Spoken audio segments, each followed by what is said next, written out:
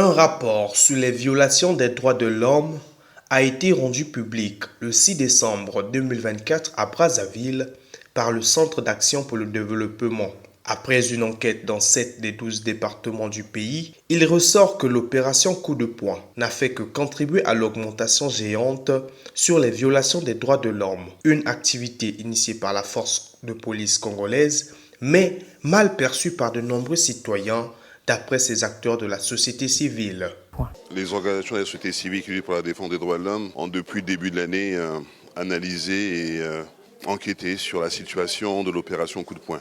Nous avons constaté avec les témoignages que vous avez entendus aujourd'hui que cette opération malheureusement a montré ses limites. Il y a eu des personnes décédées suite aux conditions inhumaines. Parce qu'il faut rappeler que les familles n'avaient pas accès, n'avaient pas le droit de visite, aller voir les personnes qui avaient été arrêtées dans la ville de Brazzaville, surtout la ville de Brazzaville.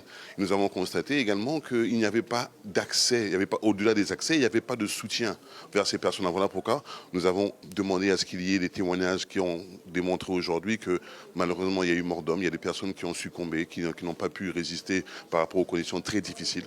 Et au-delà de ça, nous rappelons que la police et la gendarmerie ont un rôle de protection des personnes et des biens. Et donc, pourquoi ne pas continuer leur rôle, mais avoir une opération qui, malheureusement, aujourd'hui, a créé le traumatisme au sein des familles, une opération qui a démontré une violation de la présomption d'innocence. Nous avons constaté aujourd'hui des jeunes qui ont peur de se balader parce qu'ils sont habillés d'une certaine manière, parce que certains, par rapport à leur style et leur liberté, ont des tatouages qui ne sont pas acceptés, ont des locks qui ne sont pas acceptés. Tout ça, ce sont des violations qui ont montré leurs limites. Et je pense qu'il faut que cette opération s'arrête afin de laisser la liberté à ces jeunes de vivre leur vie, parce qu'au-delà de toute la précarité et de la pauvreté au Congo, il faut bien donner la liberté aux gens de pouvoir avoir une certaine, de s'épanouir. 8216 cas ont été enregistrés par cette structure, repartis dans différentes thématiques, à savoir droits civils et politiques, droits économiques et sociaux. Une réalité qui illustre bien un grand écart entre le discours et l'exécution pris par le gouvernement congolais, d'après Trésor Ndila.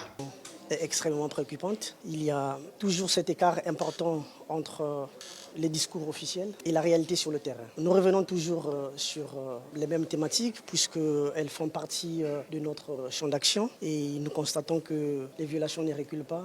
Elles augmentent. Nous avons documenté beaucoup de cas de violations, qu'il s'agisse des droits civils et politiques, qu'il s'agisse des droits économiques et sociaux. Nous avons l'impression que le gouvernement a divorcé avec sa population parce que les droits ne sont pas réalisés, bafoués continuellement, et vous avez une sorte de cynisme de la part des autorités qui refusent à reconnaître que nous sommes vraiment dans une situation de crise.